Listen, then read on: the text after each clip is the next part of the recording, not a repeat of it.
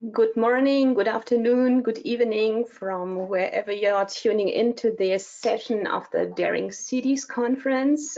We are pretty excited about the opportunity to now host this event for the next around 1.5 hours. And then the topic of the event will be nature-based solutions for cities.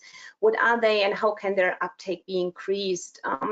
If you have followed the Daring Cities conference over the past days, you might have seen that there have already been more sessions on the topic of nature-based solutions, which is like emphasizing the need to talk about this topic. And we come to that again in a second. Let me first start with very few technical notes. So this session will be recorded so that it is available later on for a broader audience or for people who might still be asleep because they're based in Latin America, for example.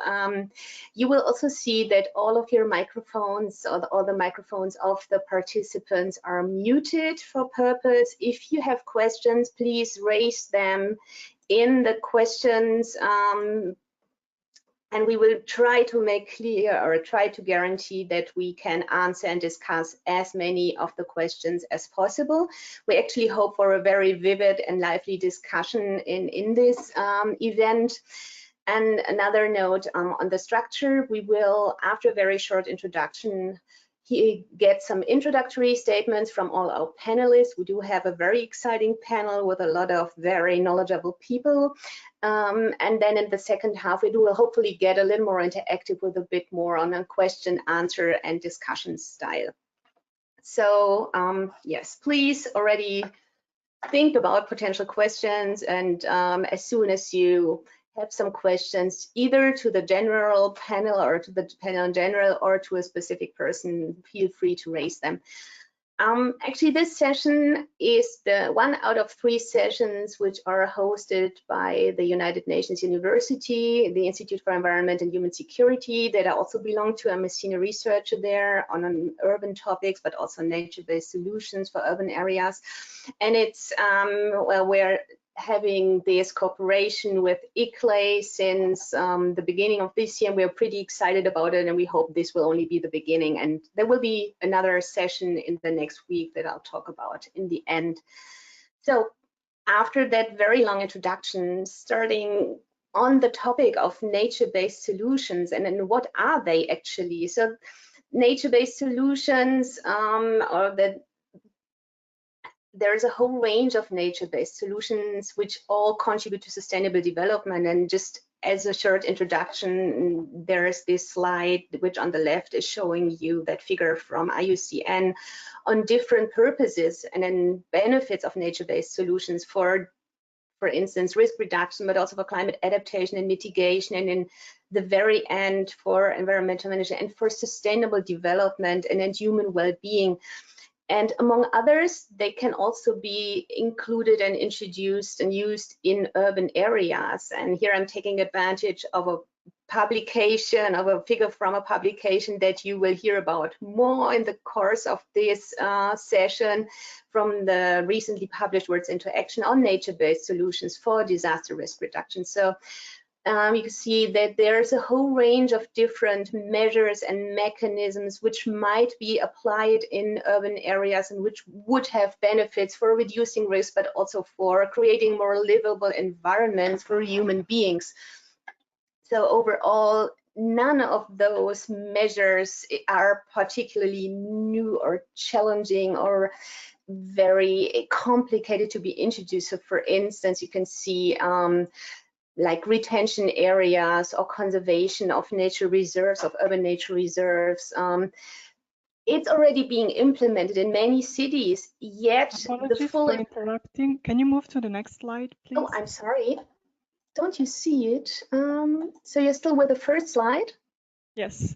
Oh, I'm very sorry. Let me do it differently then. I'm awfully sorry.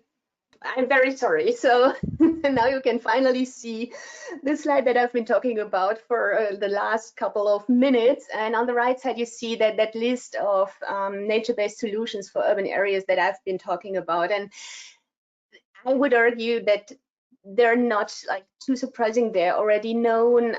Obviously, the implementation may come partly with some challenges, but yet their uptake can still be increased, and there must be hindrances for taking them up even more and for focusing more on those urban nature-based solutions, although they're pretty well known and widely accepted. And well, this will be the topic of today. What are the benefits of nature-based solutions for urban areas, and how can we emphasize for using them even more, not only in developed countries, but also in developing countries around the world. And we will hear from different cultural contexts. We will also hear probably from different ecosystems and so on. So with that short introduction, I would now like to move to our panel, and we do have a very exciting panel, and I would be very happy if the fellow panel members could just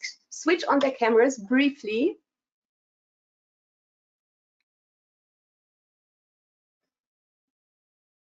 Great.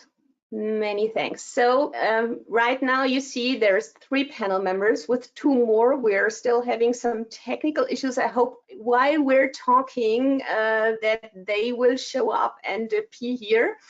Else we will start the discussion and then start with the introduction statements right away, and then maybe in a slightly different order. Let's see how we move forward. So you see, we hopefully will have 5 panel members overall. We will start with my dear colleague Zita Shebeswari from UN University. Then we're still waiting for Hisham Al-Qadi, who's from the architecture and urban planning side. Then we move hopefully to Lunel, who is also the 5th panel member that is that we're still waiting for. And then we will have Anissa with us. Fortunately, she's already here, and we are excited to hear more about her perspective as a postdoctoral researcher. And finally, we have Natalie Doswell with us, who is from UN Environment. And all of those 5 panel members do bring different perspectives to the table. They have different backgrounds. They have been working in different environments, but they all share their let's say, passion for nature-based solutions. And well, that's what we hopefully can share with all of you from now on. And I would now like to introduce to you the very first speaker. It's, as I said, Zita Shebeswari, my dear colleague from UNU EHS. She is the head of the Environmental Vulnerability and Ecosystem Services section at UNU EHS in Bonn. Besides that, she's a lead author for the last IPCC report, and she's an expert on ecosystem-based risk reduction, ecosystem-based adaptation, whatever you call it. We now agreed on the umbrella term of nature-based solutions. So Zita, you've been working in different environments and different ecosystems, not only urban ecosystems, but also delta regions and others. And recently you also dealt with the question of the impact of COVID and then the benefits of green spaces on well-being. So how would you see the potentials of nature-based solutions? And yeah, we may just want to share your thoughts with us. Thank you very much, Simona. I would start out probably with a little bit of overview how nature-based solutions actually progressed and where we stand specifically with urban nature-based solutions. And then I'm very happy to reflect what you asked about nature-based solutions in the context of the COVID pandemics. So as you already mentioned, nature-based solutions really have seen a good uptake in the last years. Started around 2008, 2009, when we first started to discuss these concepts and try to bring it to the first to the policy advocacy space, and thereafter into implementation. You can see a real change they are now well known and accepted, and implementation is happening. However, we are not yet at scale, so we really have to increase the implementation effort.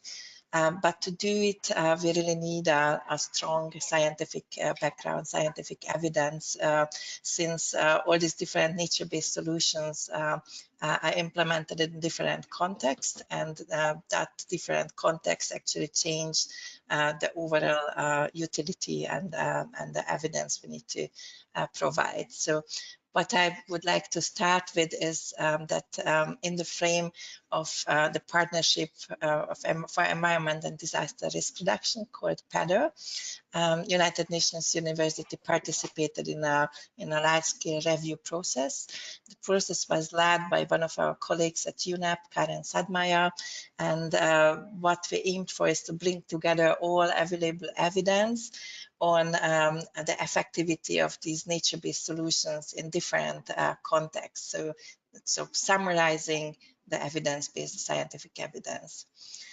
So what we have seen is that in the literature, there's actually really a robust evidence for the effectiveness of these nature-based solutions.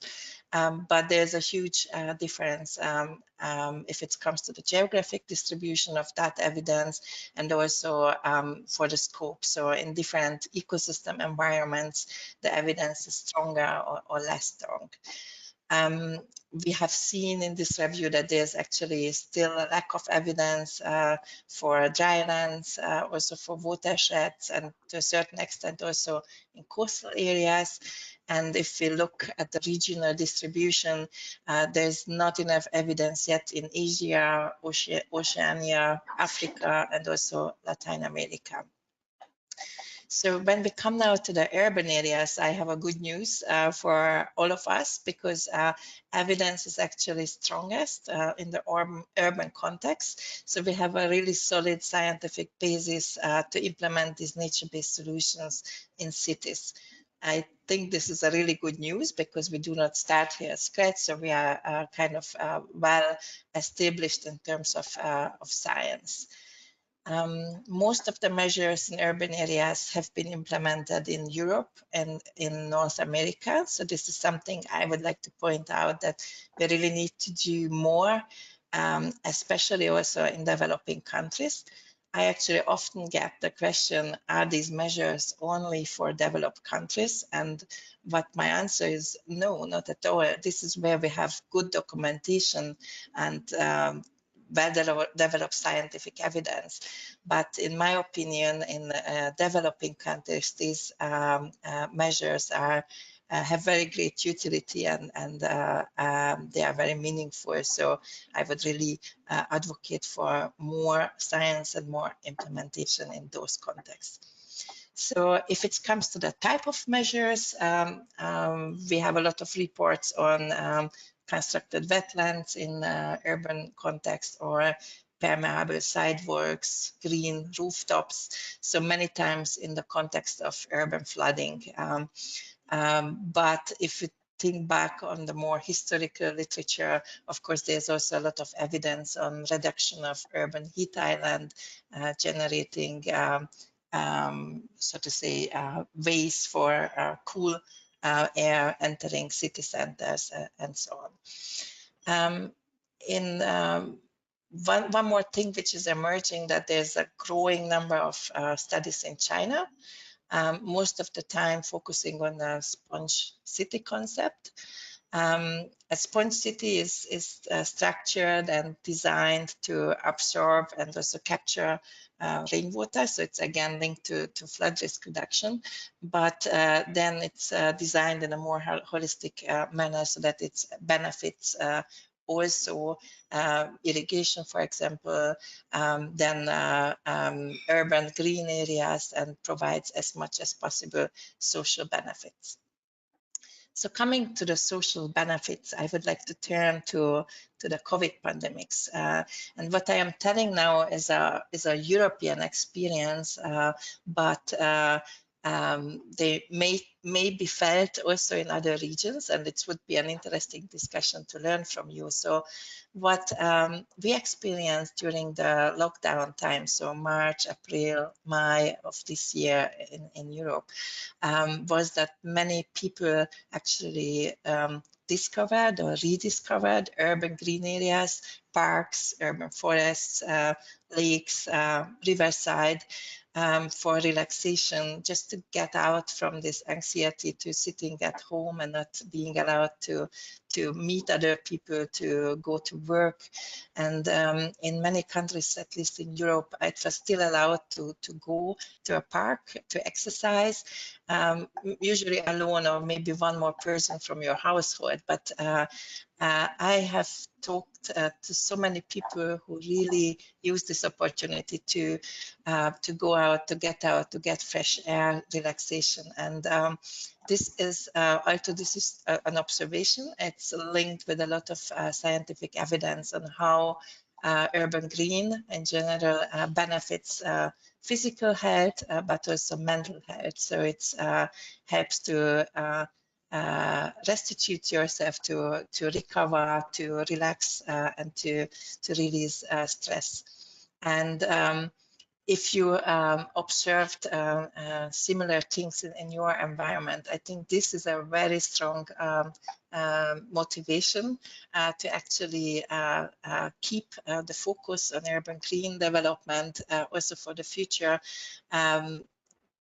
People's own experiences, how important that urban green was actually to cope with the pandemic and to maintain physical and mental health is very important, a very powerful communication tool, and this can help us actually to raise the importance of urban green on the agenda and in spatial planning processes. Thank you very much. Thank you very much, Zita, for that very insightful notes. And just maybe as a very short follow-up question, now that you said you feel people might appreciate more the values of open green spaces, more for their personal well-being, would you also see a momentum for raising awareness on the potential of those green spaces and of urban ecosystems for reducing disaster risk and for climate adaptation, because that might be a little more abstract topic, but that's what we're working on. Yes, I do see it as joint goals, and the arguments can be joined up. So that urban space, which helps actually for increased infiltration, for cooling the area, and to provide a measure against the urban heat island effect, can be at the same time a nice park where people enjoy to spend time and to do physical exercises or walk the dog. So basically, my argument is that you can use these different narratives to reach your goals. So if the narrative is coping with pandemics and increase urban green for mental health and physical health reasons, and then in the back end you design your measure in a way that it also helps for disaster risk reduction and for climate change adaptation, then you have a win-win situation which you can build on. Many thanks. Now, we will definitely come back to that topic and in the later discussion, but for now, I would like to thank you very much, Zita. And now I believe that's the moment where we have to get a little more flexible, because from what I see, I guess we're still waiting for Hisham and for Linnell to be here, unless you now speak up. No, I believe not yet. So in that case, I would ask my dear colleague Anissa to get prepared for talking a little earlier than initially planned. Thanks, Anissa, for your flexibility. So Anissa Trianti is a dear colleague, which I know for many years when she was still with Gadjah Mada University in Yogyakarta, Indonesia. Meanwhile, Anissa is working for the Copernicus Institute of Sustainable Development in Utrecht in the Netherlands, and she is a postdoctoral researcher there, and she worked a lot on governing change and on governing eco-DRR and nature-based solutions in urban areas in the context of Indonesia. And besides that, she's also a global youth advocate who has been participating in many global events advocating for eco-DRR. And when Nisa talking about governing that change and governing nature-based solutions, maybe you want to share some insights with us. Where would you see the knowledge gaps? Which one did you encounter in your research, but also in your, let's say, in your long year experience now as an advocate for that change? Great. First of all, thank you so much, Simona, for a very kind introduction. And also I'd like to thank the organizer as well for inviting me. It's such an honor to be here with a lot of NBS experts. Yes, indeed, for the last 7 years, actually, I've been conducting research on the topic of ecosystem-based disaster reduction and also adaptation to climate change impact. I particularly looked at the governance aspect because through my observation, there's actually still a gap in terms of social governance aspect and studies related to eco-DRR and nature-based solution. So I investigated how its system, including the structure, modes, and interaction of governance, could actually enable and disable the effectiveness of eco-DRR implementation on the ground.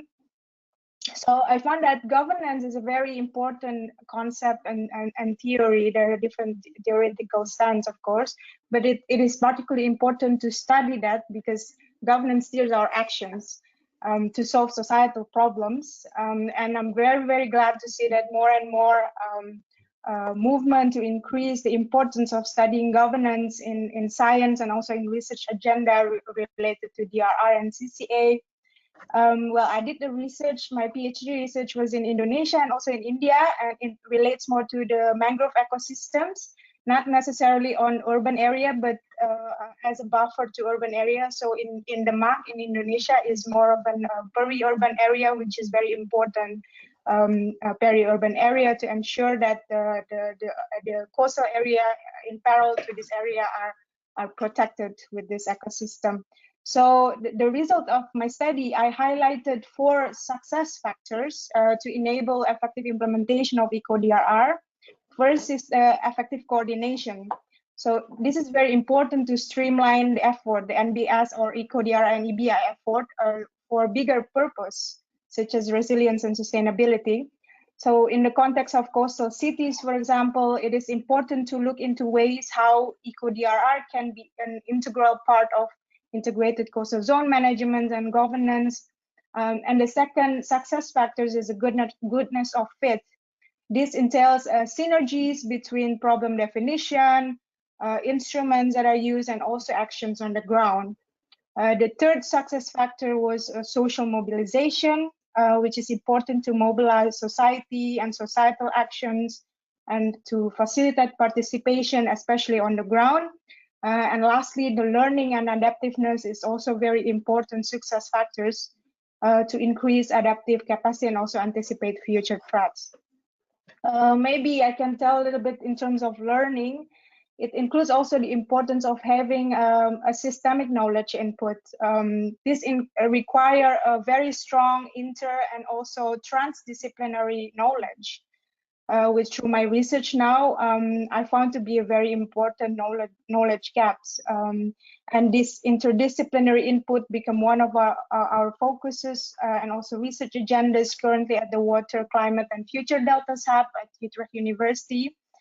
We realize that the mono and multidisciplinary approaches are not enough anymore to ensure that we can apply more appropriate and also resilient climate change and climate adaptation strategies.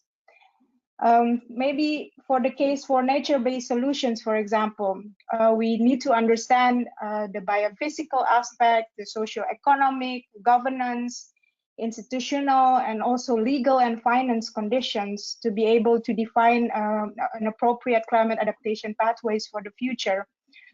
We need to know if physically it's possible to apply or combine specific NBS measures, if there are social acceptance, if there are benefits really on the ground to the well-being of the livelihood of the community, if there are governance capacity and also appropriate instruments, including rules and regulation. Are there investment and are there a political will as well? And lastly, I think it's very important, can the specific NBS strategy cope with future threats and also uncertainty? And this cannot be done with only mono and multidisciplinary studies. We really even need transdisciplinary study to also connect with the societal needs and also connect with the policymakers to inform policymaking effectively. Maybe I can share a little bit my experience as a youth advocate and young scientist representative on the global level. I mentioned that social mobilization is very important to ensure effectiveness of eco-DRR.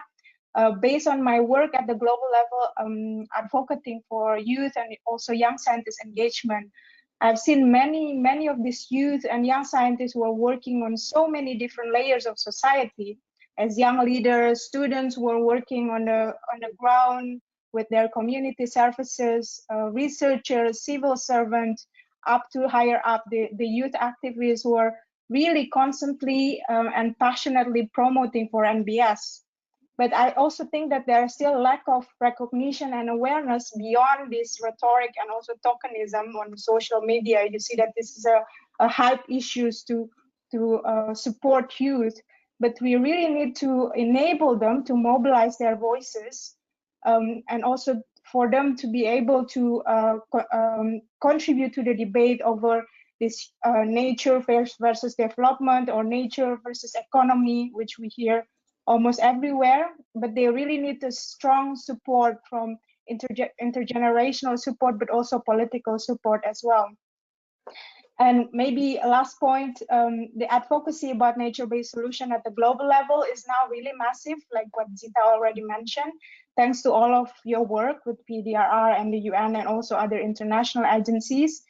We see that there are more interests and all research incentives are now pointing at the NBS directions. But I think we should be really careful to not losing the original purpose of NBS, which is for conservation, for well-being of the community and sustainability. This is my observation that there is a danger of tick boxing because NBS is now such a rich field. So it's very important now than ever to steer the research agenda that could be beneficial for decision making and to safeguard the original purpose of NBS, to keep testing on the ground and monitoring its implementation at different contexts. So in developed countries, in developing countries particularly, because they've been used this nature-based approach for many decades, many centuries even. They have a lot of potentials and also rich natural resources, but at that time it was not called nature-based solutions yet. This is a concept that we still have to redefine and also contextualize on the field. That's my intervention. Thank you so much, Simone. Thank you so much, Anissa. That was extremely insightful. And if I may ask a very short follow-up question, while I am reminding the audience also to raise their questions, if you already have any, either to one of the panelists or to the whole panel, so that we can follow up on it and discuss it later. You said, and there's also a certain risk of losing momentum, while you said that there's that need to have social acceptance of nature-based solutions. Would you see a challenge between local communities which have been using nature-based, like benefits of nature for their livelihoods for centuries, and they're very used to it? And now suddenly areas are urbanizing and cities are growing, and maybe urban inhabitants are not that much used to still seeing the potentials of nature-based solutions. And then here probably we have to still work on the social acceptance. So would you also see a chance that urban areas could still learn from local communities which may be living nearby? You raised the point of coastal areas where you have been working and mangrove ecosystems, for instance. So what kind of strategies would you see to link those different viewpoints, but also to maybe learn from other actors? Yeah, that's a very interesting question, because I always kind of re-questioning the concept of cities, especially in the socio-ecological systems, because everything is interrelated. I think cities are very much supported with peri-urban areas, and the fringe and also the rural area, they have to be harmonized. And I think there's, of course, a lot of potential to work together to make sure that the nature-based approach really following this eco-regional approach. Well, if you ask like who are actually the local communities, there are different local communities within the city and also the urban fringe. I think the most important thing is to understand the societal context. And the characteristic of the socio-economic in the cities and surrounding areas. I think one of the very, how do you call it, lessons learned that I got from my research is that it's very important to mobilize social capital to ensure that there is effective implementation of eco-DRR and make sure that there is a sustainability as well in the future. With this social capital, the community are having a good chance to be able to self-govern themselves. If you see the context of developing countries, they have maybe lack of capacity in terms of human capital or knowledge or maybe finance. But I think with this ability to self-govern within the community, it can actually compensate this lack of resources. And well, I talk about lack of knowledge, but actually in many of these localities, they have even richer local knowledge, indigenous and traditional knowledge that can be used and also can be integrated. Of course, we have to validate this local knowledge and ensure that it will be beneficial as well for the larger purposes and larger area. But yeah, the key is to understand the socioeconomic context, and also to mobilize the already existing social capital within the community. I hope that answers your question, Simone. Yes, very much. Many thanks, Anissa. I'm pretty sure there's more aspects that you had mentioned we will follow up on later, particularly the question on learning and then how we can foster that learning on different levels and for different audiences. Thanks. And then now I would try to go one step back and to see Hisham. You should have joined us. You may want to turn your camera on. At least I can see you in the list. Yes, perfect. Thank you so much for being with us. And I would now move to Hisham El-Kadi, whom I had the pleasure to meet in a training on eco-DRR, on nature-based solutions in Cairo in last year. He has a very impressive bio. So Hisham is now providing us his insights from a more urban planner, architect and practitioner experience. So he is the Dean of Architecture and Built Environment at the School of Science, Engineering and Environment at the University of Salford, Manchester. Until recently, he was more closer to my current place here in Cologne because he was a guest professor in Karlsruhe at the Karlsruhe Institute of Technology. And besides that, Hisham has been working in many different countries and continents on smart cities, on smart urban development, but also on urban ecology. So Hisham, from your planner and then practitioner perspective, where would you see the uptake of urban nature-based solutions? How does it work in different surroundings, in different cities, because you've been working in so many different cities, and you may also want to share some insights from some of your ongoing or some of your bigger projects that you've been running. And there's a huge list, so I'm very curious on which ones you might be picking. Okay, thank you very much. I'm terribly sorry for being late. I'm having some CIB board in the same time. So thank you very much for inviting me. And I picked a little bit of what Anissa said earlier.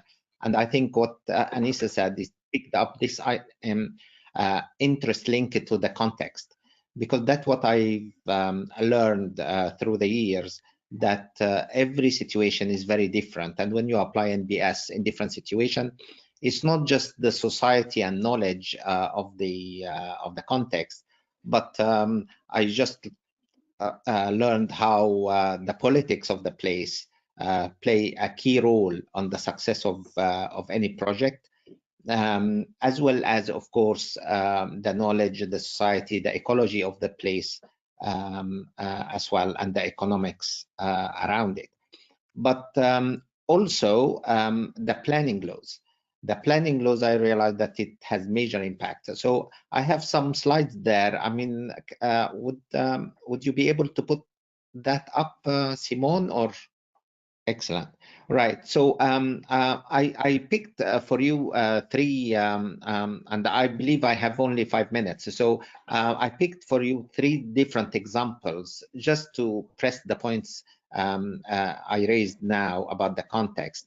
One of them in Geelong in Australia, the other one is Karlsruhe in Germany, and the third one is Manchester, where I work at the moment.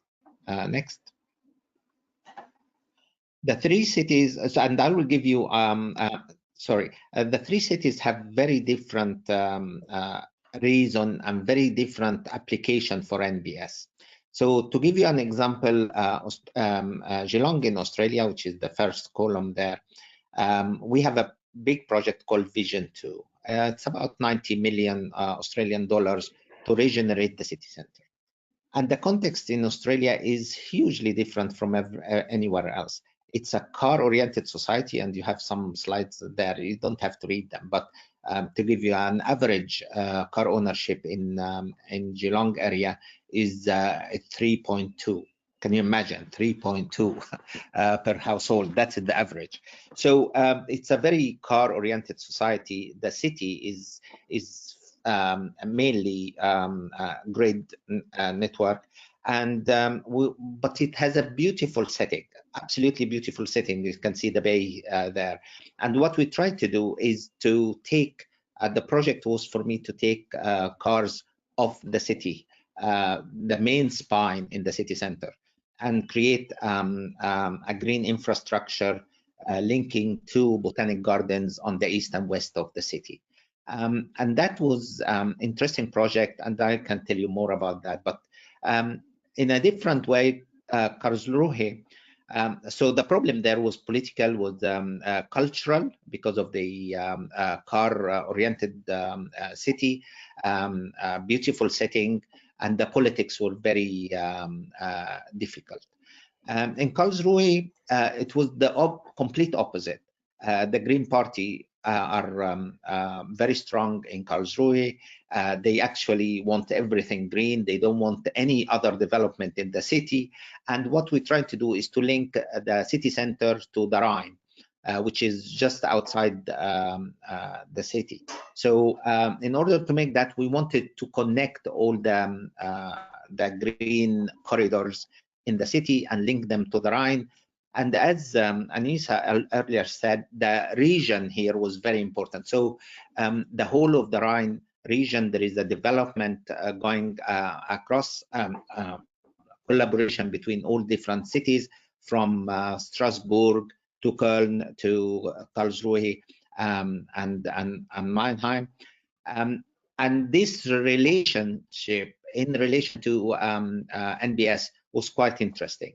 And how can different cities provide something different and distinctive to the Rhine region? So this idea of making Karlsruhe a networked urban and green infrastructure was a very interesting proposal, especially when Karlsruhe is one of the best transport cycling city planning for transport in Germany.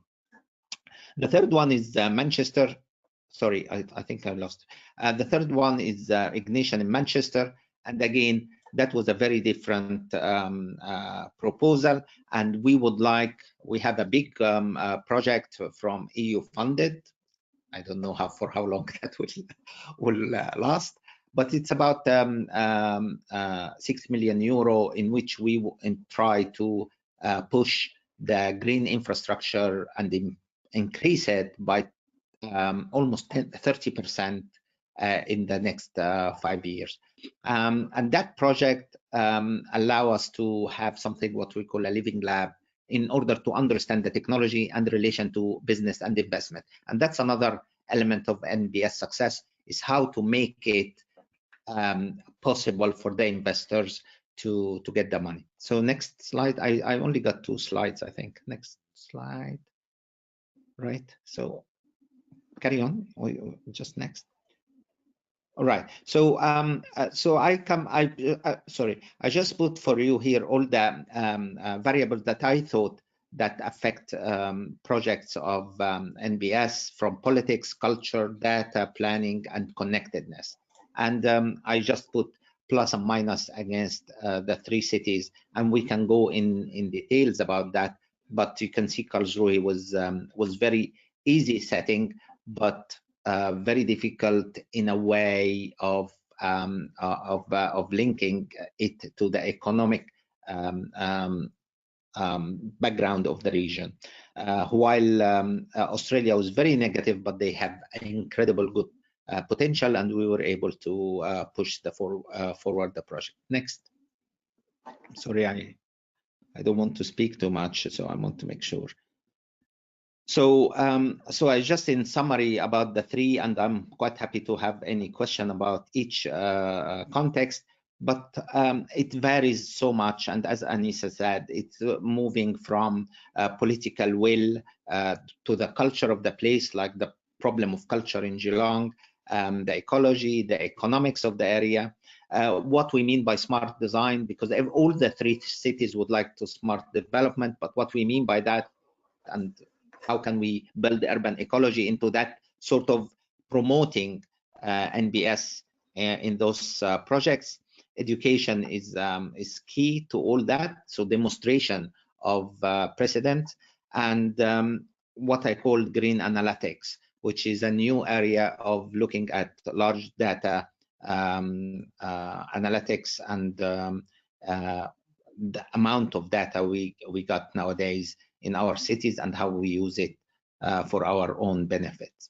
Okay, I stop here. Thank you very much, and wonder if you have any questions. Thank you very much, Hisham. That was very interesting, and it was also very good to hear your examples from different cities and contexts. If I may raise one follow-up question while we are still waiting for questions from the audience, which we will take later. You just raised the will of the cities for smart development. Would you see any kind of contradictions, or is it rather in line that nature-based solutions are sometimes also considered as like old-fashioned, maybe as something very traditional? How does that go along with that smart that cities are now striving for? Oh, that's excellent question, Simone. The word smart, it's probably about 15 years now when we start using the word smart cities and smart urban areas. And in the beginning, it was all about gadgets. It's all about sensors and about getting back, information and so on, and how to capture those data. And then we end up with a huge amount of data, and we don't know what to do with them. We are a sister city. Manchester is a sister city to Wuhan, and we work very closely with Wuhan.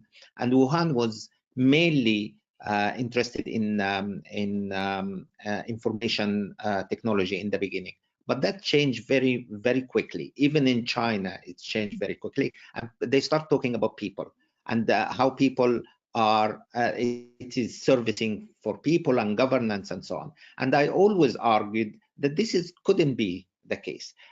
Smart, we can't have more intelligent system than our natural system. And unless we learn from our natural system and apply it to our cities, nothing will be smart, right? And that is the base of the background of all the project I have done is to think of natural system and how to apply it to cities.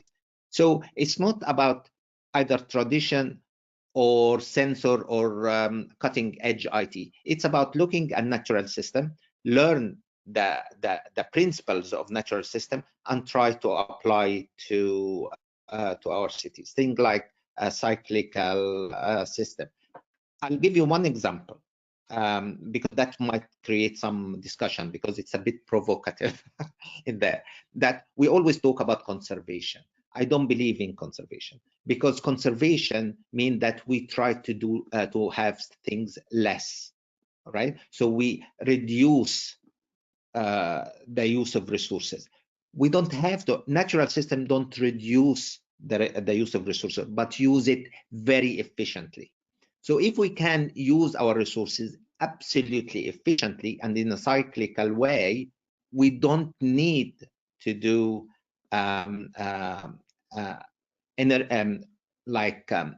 minimize the use of resources. So it's a different mental setting of how we use NBS in our cities. So these principles, if we apply it, we will reach a smart city. Many thanks. And if now Natalie, as the last speaker, would allow me, I would ask one follow-up question because we just received a question from the audience which would fit perfectly your experience as a planner. And so would you have one very striking example of a successful nature-based solution project that you've done? And then what was the key factor for making it successful? Right. I think Geelong, because the two projects I mentioned, the Karlsruhe one and the Manchester, are ongoing. Okay, and they are interesting, but they are ongoing. But what I really was interested in Geelong, that we were able to take out transport from the city center, create this urban green spine, linking using the under one of the botanic garden, for example, used to have floods. So Australia goes floods and droughtness, floods and droughtness.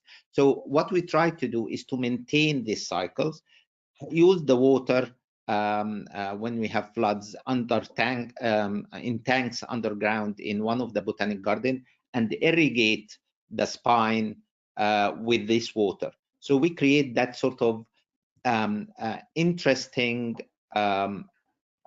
line in the heart, interesting green heart of the city. And the interesting thing, Simone, why I thought this was successful, because it creates huge amount of interest from investors and from people coming to have employment. So the federal government, for example, moved some of the government building around the spine, and that create, according to Geelong, about 3 billion Australian dollars income after we applied the project. So that sort of thing, it's just linking it to business, to the economics, so it's not just a soft green, look good, feel good project. Great. Many thanks, Hisham, for now. I'm certain we are receiving more and more questions, which would be very interesting to talk about. But I would now like to give the chance to our last speaker, because Linnell, unfortunately, apparently could not make it. But we are very happy to have Natalie with us. And Natalie Doswald is, I'm sorry, I still need to share my screen, and now I hope you can see the presentation. Yes.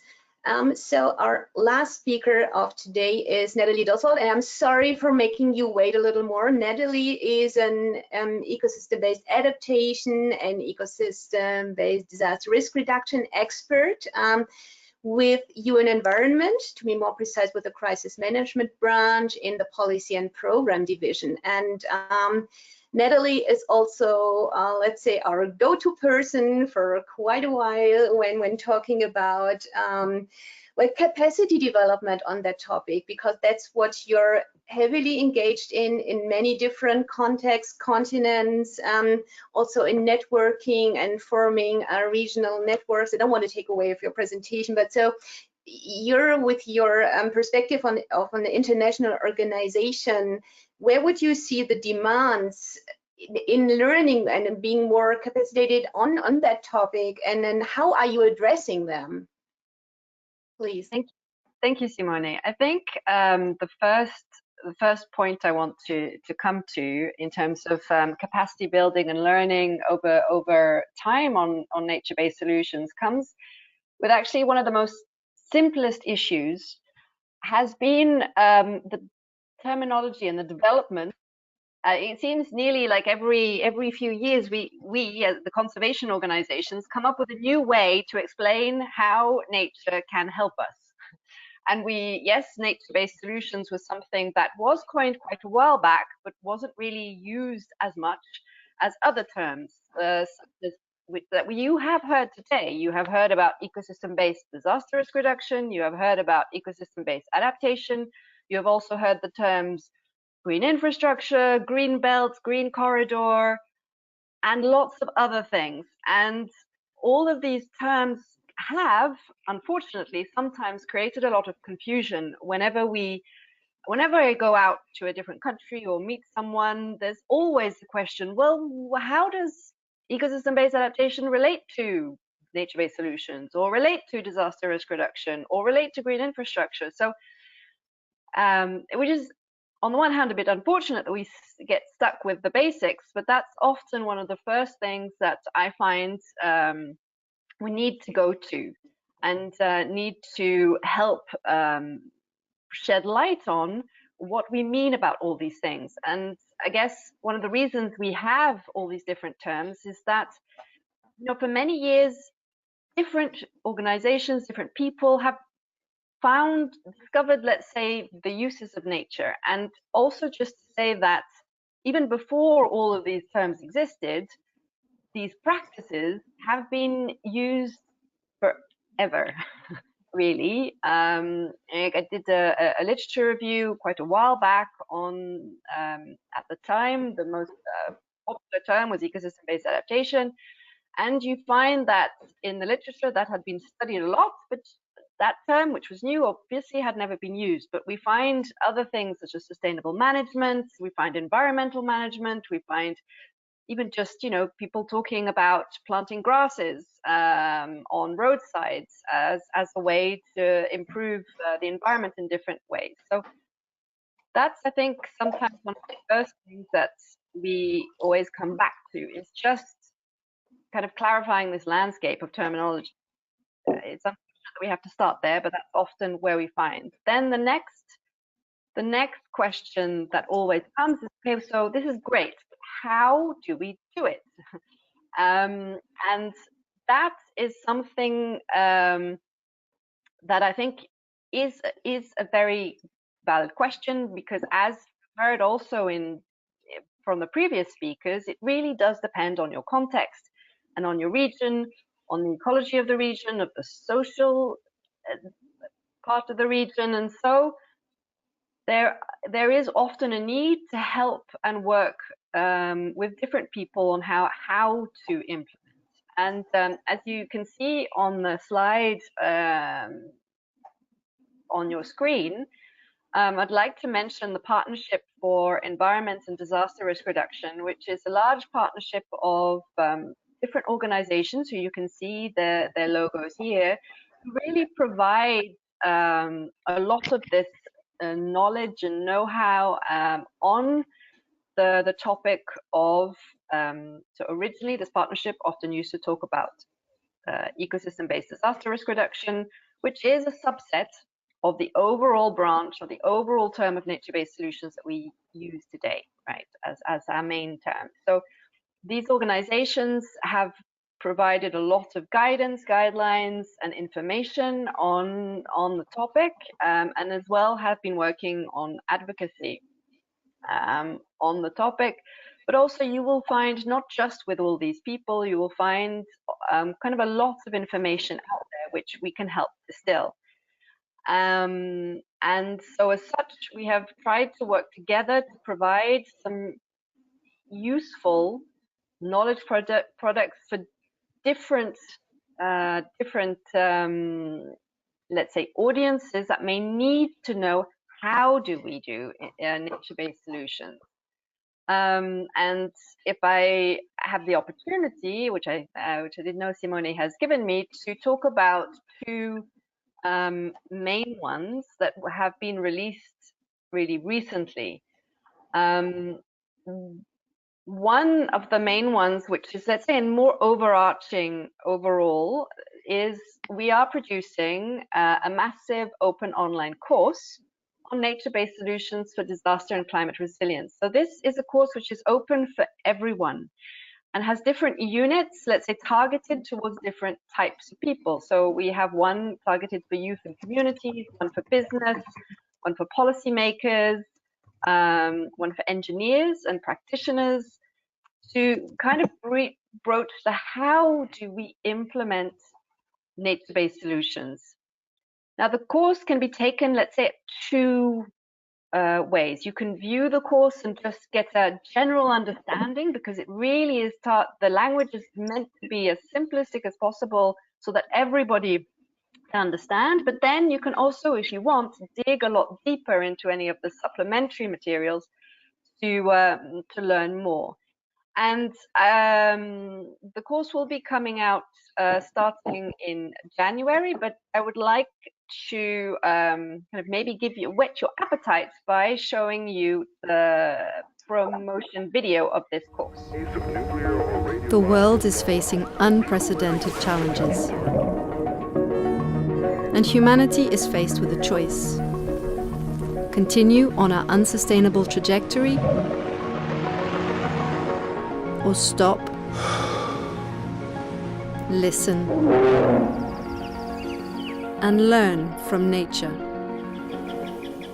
The solutions to many of the problems we encounter are woven into the fabric of the natural world. Wetlands absorb floods. Vegetation binds soils on mountain slopes. Mangroves and sand dunes shield coastlines from storms. And everywhere, clean air, clean water, and food provide the vital life support on which we depend.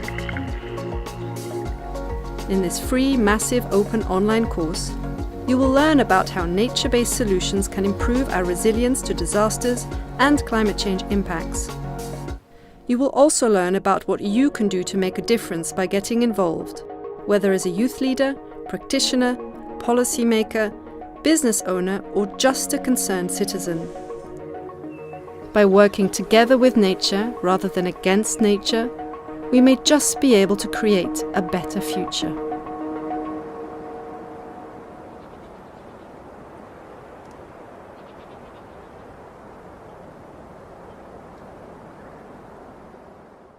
Thank you, Simone. So this is a preview of our course, and it's open for registration. So if you go to our website, pedder.org/MOOC, you'll be able to learn a bit more already about the course, so the different types of units, which I have just talked to you about, and pre-register for the course, which will start in January 2021. So that is, I think, one of the most exciting new courses, which is produced by the whole of the like the collaboration of many of the partners who are part of Pedder. So that's, let's say, the broad teaching knowledge products. But sometimes we need more information, let's say, more specific to certain areas. And so the next knowledge product I would like to introduce today is a product which is a series. Let's say the United Nations Office for Disaster Risk Reduction produces a series of guidance called Words into Action. And they're mainly to help implement the SENDAC framework for disaster risk reduction. So they are targeted towards anybody who has to implement disaster risk reduction strategies at whatever level. So this could be at the city level, And we are releasing, or we have, or at least we have released now for public review, one of these words into action guidelines on nature-based solutions for disaster risk reduction. So it is now open for public review, which means that you get the chance to take a look and say, okay, well, this is great, but well, either you can say this is great, which is always nice, but if there is something that you feel is missing for you to really be able to then take a step forwards, maybe it's something missing that is specific to your region or to your context that you would really like to see in such a guidance document, you have the chance to comment on this until the 12th of January. And if you go to Prevention Web, which is one of UNDRR's websites, there is a link, a SurveyMonkey link for you to comment on that. So this publication was produced, as I said, by UNDRR, UNEP, and PEDR. It has had 15 authors and contributors by 12 organizations, including the United Nations University. Simone is one of the authors, for example. And we have also conducted a survey in different regions to kind of get a flavor of what is being done out there. And so we had responses from 43 experts from 12 countries around the world. So it really helps to kind of provide some more flavor into what is going on in real case studies. So there's a lot of case studies built into this. If you could pass to the next slide, please. So just to give you an overview, so as I noted, this is really aimed at how to apply nature-based solutions in your disaster risk reduction strategy. So this could be at the local level in your city. And so this guide goes through different ways for that. Obviously, there is a chapter on introduction. We have a chapter which really tries to elucidate the nature-based solutions and all these terminologies that are out there, including the different approaches that you can use. So Simone showed you at the beginning the graphic with some of the different types of options. So we go into more detail on that. We also talk about really down to the ground, if you are working towards implementing the Sendai framework, how can you do so? We also have a template which can help in designing a strategy, including nature-based solutions for disaster risk reduction or ecosystem-based disaster risk reduction. Those two terms are equivalent. And we also have further chapter looking, let's say, more widespread, looking at if you want to engage with, in terms of policies, if you want to work with civil societies, the private sector, or how to, other examples of outreach, as well as the important topic of financing, because that is always one of the big questions. How do we finance? So we hope that this guide can help you implement, bearing in mind that obviously each context is specific. So it is impossible to provide a specific how-to in a general guide. When it comes to your city, your context, then all of that needs to be taken into account as well. So as Hirsham was pointing out, there are different challenges, different configurations and city ecologies. Each require their own type of work. So I think I will stop there. Simone, if you have any questions. Yeah, many thanks, Natalie, for that presentation, particularly with the very actual relevance, because both the MOOC and then the Words into Action were just published or are just announced and then open for registration or for commenting very recently. As one very short follow-up question, how would you see the potential of transfer of nature-based solutions by the networks, for instance, that you are creating? And do you already see that it is kind of paying off all the efforts you're investing in building up those networks?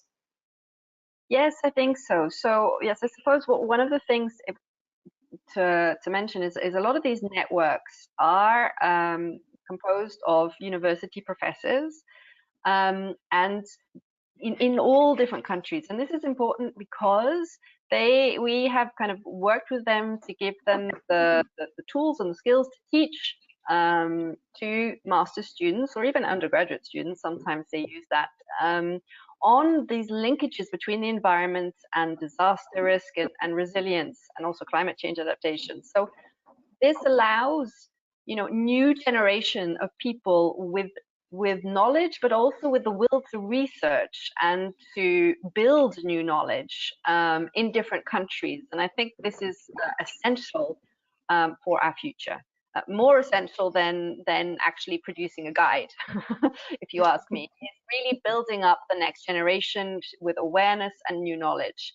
So these networks pay off in that sense, and we see also, trying to foster more linkages between the different regions, so that one can learn from one another. Like we heard from here some great examples from all around the world, and sometimes it's only in these opportunities, these webinars or events, that we see, oh, right. But if within a network you can start to learn more, this is always a good thing. Great, many thanks, Natalie, for now. There's already some questions we're receiving, and then part of these we've already been weaving in, or I've already been weaving in of the question and answer, but now we would like to know a little more about all the audience, and if I could ask Julia to start that short poll before we then move to the more broader discussion, starting the poll with the very first question. So we've prepared a very short poll of 3 questions, starting, I hope you can see it now, starting with the very first one on what is your background, and yeah, please kindly fill it in. Yeah, I guess we can close that one.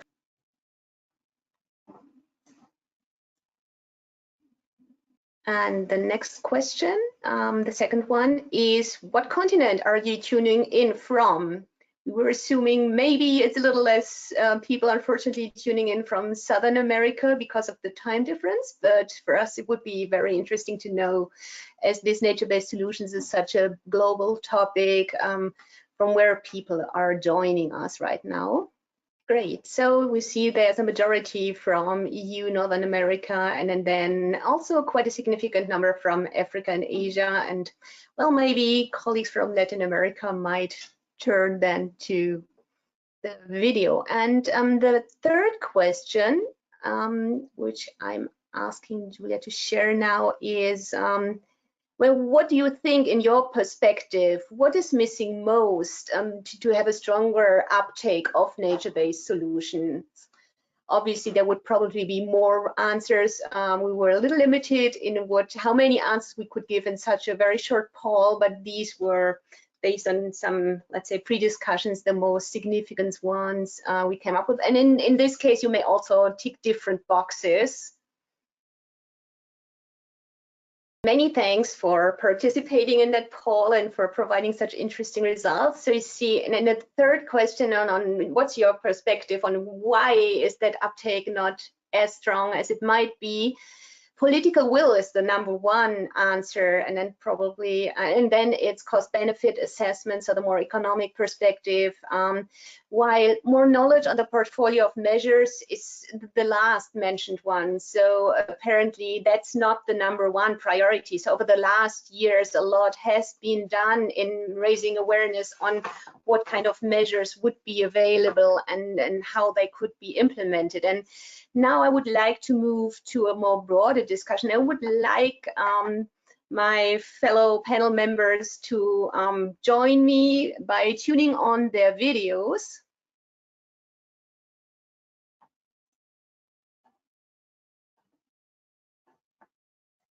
Many thanks. I'm glad you're all still with me here. So, and we've received quite some questions from the audience, and Well, maybe we can start with Hisham with a, I guess, very simple question to you. Would you just be able to provide a very few lighthouse cities that are using and that are global frontrunners in using nature-based solution as a tool for resilience? So what's the cities that come to your mind? Yeah, well, everywhere really. But the one which we applied, I'm talking about project that I've been involved in, is again in both Australia and in Manchester.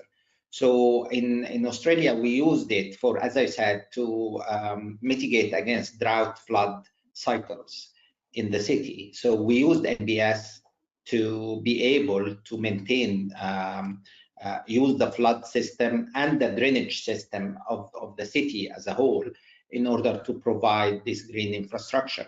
And that was increasing the resilience, reduce the flood risks in the city, as well as, which is more interesting to everybody and to the population, that increased prosperity and the regeneration of the city center. So that was quite interesting, against a culture of cars in the city, which again, transformation of the population culture was is interesting. In Manchester, we came to realization that is not just for resilience of against natural events, but it's rather for during the COVID virus. We realized the importance of green infrastructure to the mental health of the population during this period. So resilience here is not just resilience for maintaining the ecological system of the context, but also for the population mental health and the resilience of the population to maintain such dramatic events as the lockdown during the coronavirus period. I'm not quite sure how long I should be talking, because I can talk forever, as you can imagine. So you better shut me up from time to time.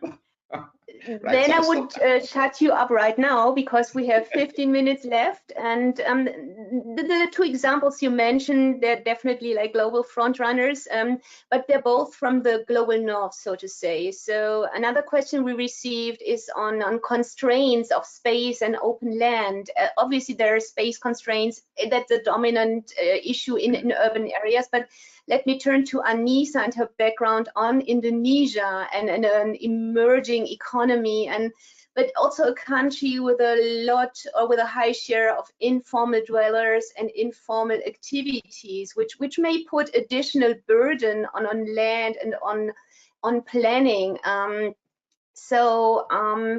In your perspective, also bringing in the question of environmental justice, land is scarce. There's people who are in dear need of like having a livelihood and on surviving. What do you see? Are there particular? Oh, there certainly are particular challenges, but where would you see? Where can such countries and such cities learn from the global north, and where would you need some additional either best practices from countries like Indonesia or other emerging and developing countries, and where is still some gap in knowledge? Right, that's also a very interesting question. I will try to answer it briefly, maybe, Simona.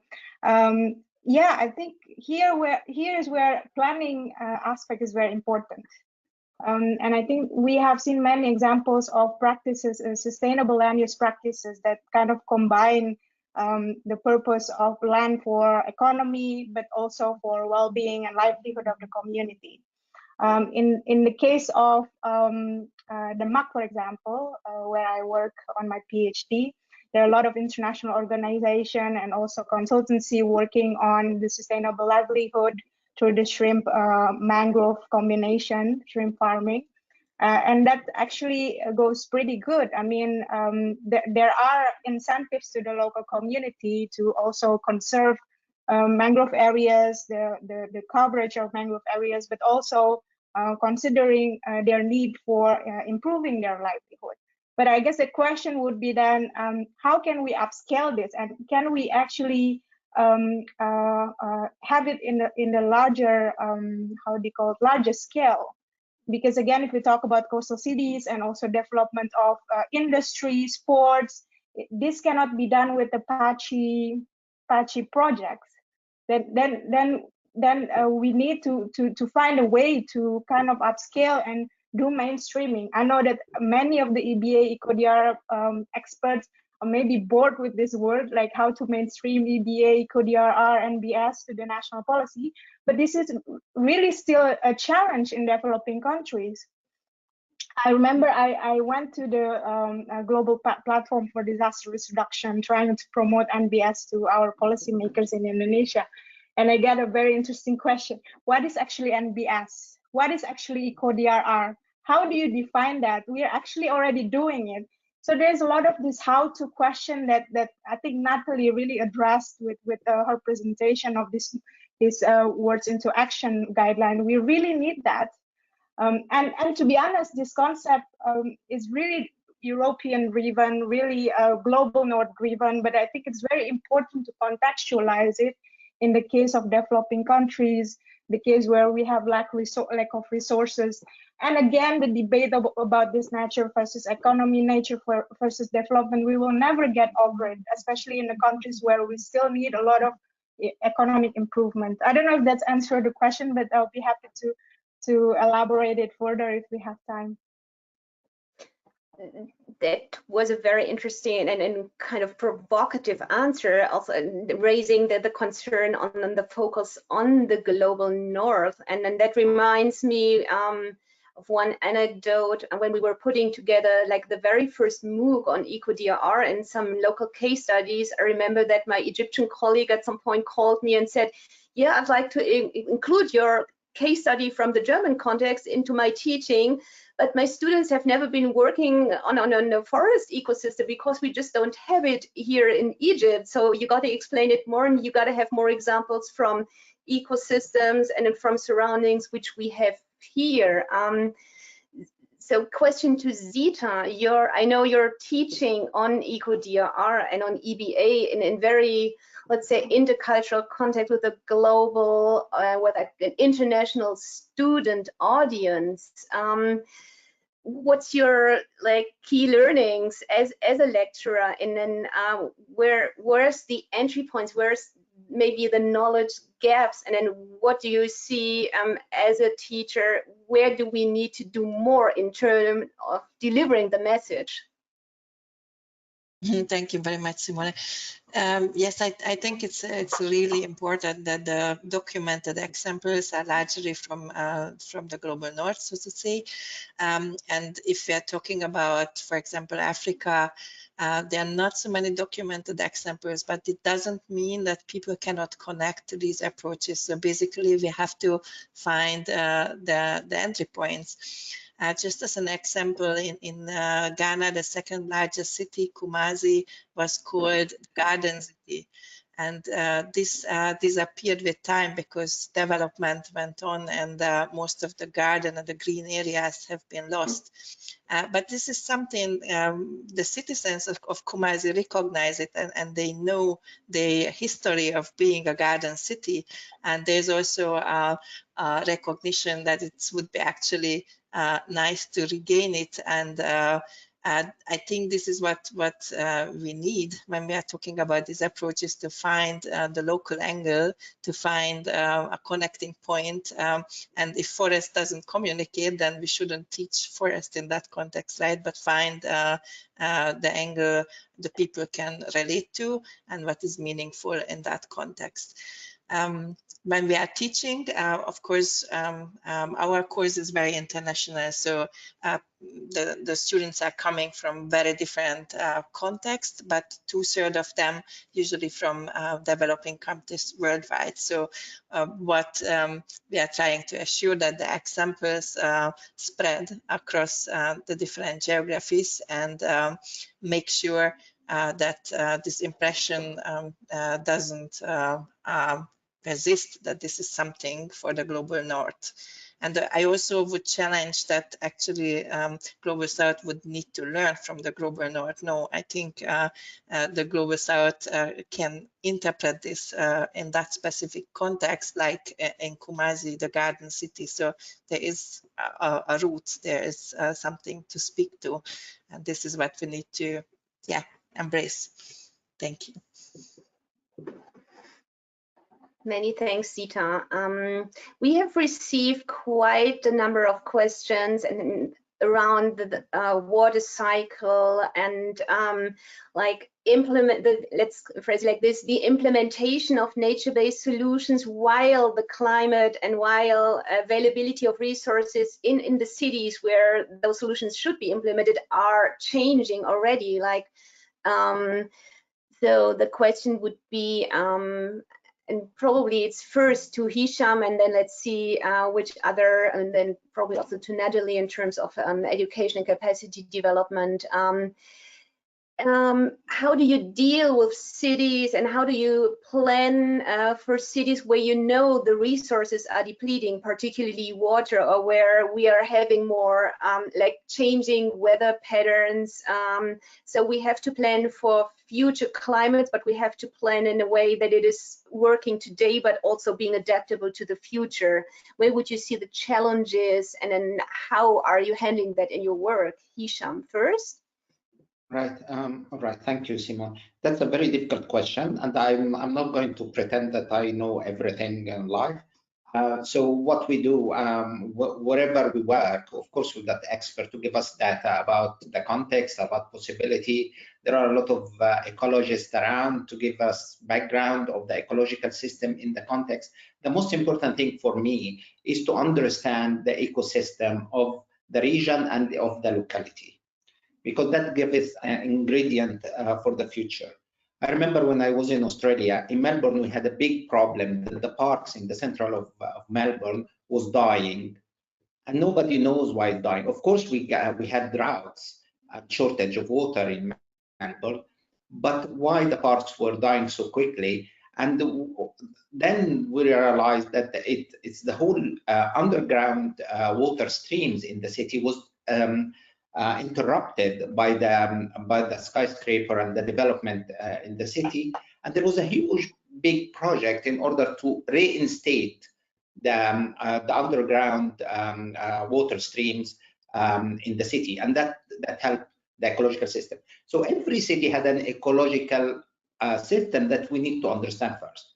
I find the most problematic thing in any NBS or green infrastructure development, there are two aspects. The first is politics. We need, as your audience rightly said. The second one, we don't have enough econometrics for economic tagging of the benefit, proper economic tagging of the benefits of green infrastructure. And that's one of the big things we are facing now in Manchester. We don't even know how can we measure the upgrading of green infrastructure in order to report back to EU. So these big two questions, we need larger projects in order to understand how to tackle the feasibility, as well as what is the approach to political will. But approach to political will depends on the context, of course. Mm-hmm. Many thanks, Hisham. And now I'm taking a look at the watch and the limited time. I would like to rephrase my question to Natalie. And now Hisham mentioned economic aspects as being very crucial, and more knowledge on the economic benefits of nature-based solutions. I know that has been one part of the newly set up MOOC, and just asking for a short answer as well. Compared to the other chapters of the MOOC and the other knowledge areas you've been putting together, how difficult or easy was it to get people and to work on that topic, and then how much knowledge is already available in terms of economic evaluation of nature-based solutions and their comparable advantages or disadvantages? Yeah, thank you, Simone. It's true. This is like one of the areas that there is still a lot of work ongoing. The problem is that valuing nature is more than just valuing the products of nature, right? It's that there's a lot of different values that one can assign to it, because it just has so wide-ranging consequences. Or just of having a tree will be more than just the timber that you can, cut it from. It will also regulate the water. It will keep the soil in place. It will help, put oxygen in the air and take carbon dioxide. So there are all these values that one actually has to assign to, and it makes it difficult. And on the one hand, it also, whenever any types of valuation that you will see, you will always see very large values. So in any type of assessment, you will find that nature will save you billions, and that does make it sometimes really difficult when you actually want a real price tag or something to compare with, I think. There are tools that exist. I think I'd like to mention the SAVI tool, which I can't right now remember what it stands for, but it's from the IIST. They have quite a good tool in terms of estimating different economic benefits, that in different also, let's say, scenarios. So it's not just for now, it's like, what if you do this, and in 20 years, the cumulative effects, etc., and tied to also specific functions. So found that is quite an interesting new tool that has been developed. So there's that. But otherwise, these valuations, I believe, are being done, especially when you find the private sector has also invested in certain sense in some green usage.